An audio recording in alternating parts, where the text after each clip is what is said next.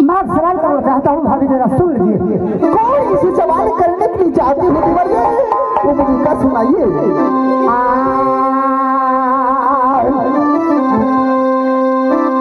लाला साऊ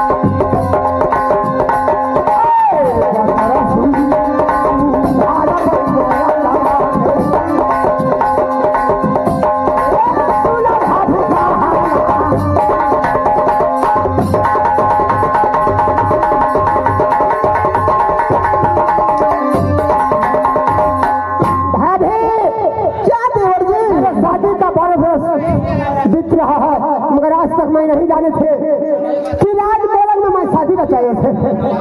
आज भाई देवांग राज पर आया है। इस समय विदादी का जो भी सरगम है, जो कि पूरा पकवान है, बड़ा के जल्द में दे दो और चल के अपने रानी का मैं विदा करा लेता हूँ। क्या देवर जी, आपको राज मोरंग में दिल में ललसा लगी है जाने की? जरूर। जब ललसा लगी है देवर जी, तो सुनो, मैं आपसे बात करने के लिए। कौन सी बात है?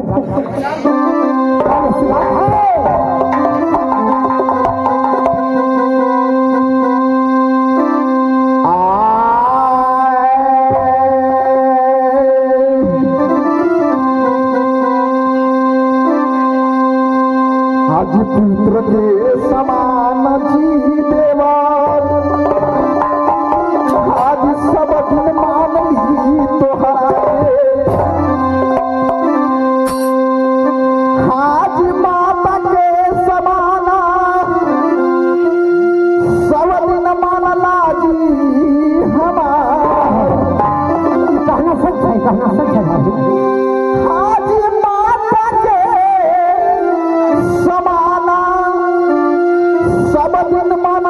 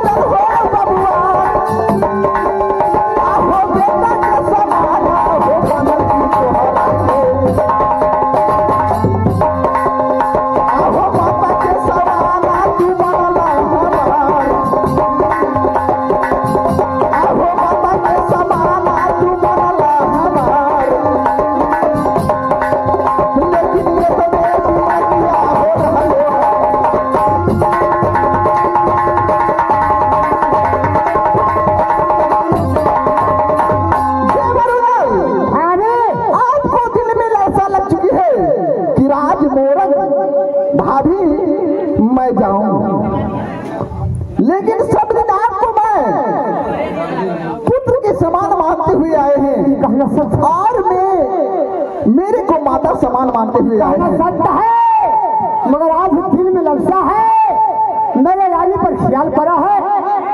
इस समय चल के मेरे सरदार दीजिए, मैं चल के अपनी ब्याही को लाऊंगा। जब ऐसी बात है कि आपको जब दिल में ऐसा लग चुका है कि मैं राज मोरंग जाऊं, चलो तो मैं सारा संजाम बांध कर करके आपको राज मुहबे से राज मोरंग के लिए आपको चलिए भाभी चलिए।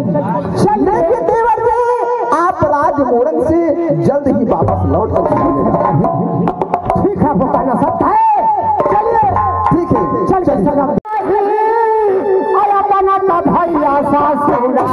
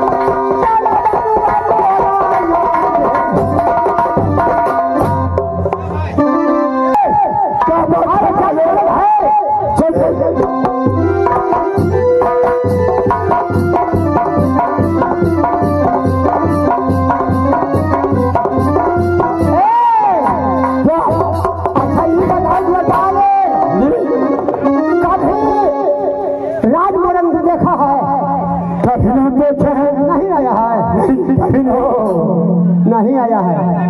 देखो यही राज मोरंग है क्या? यही जो मकान है रानी फूला का मकान यही है, यही है। जाओ और जाके पता चलाओ रखो ना, जाओ। अच्छा भाई इसको नहीं भारत में है या नहीं है? क्या? हाँ हाँ है, बोलिए क्या बात है? हम लोग रणथापा से आए हैं। कहाँ से आए हैं? रणथापा से। हाँ बोलिए क्या बात है? मेरे मालिक भी आए हैं। हाँ वो कहाँ पे है? वो बैठे हुए हैं, पहले पता लगाने के लिए मेरे को भेजे। हाँ ये बुलाइए उनको। क्या बुला चलाओगे? हाँ बुलाइए जी। ठीक है बुलाइए। अरे कौन है? अपने बड़ी सुंदर सुंदर है बगल ऐसा ही मैं कहियो। चलो चलो चलो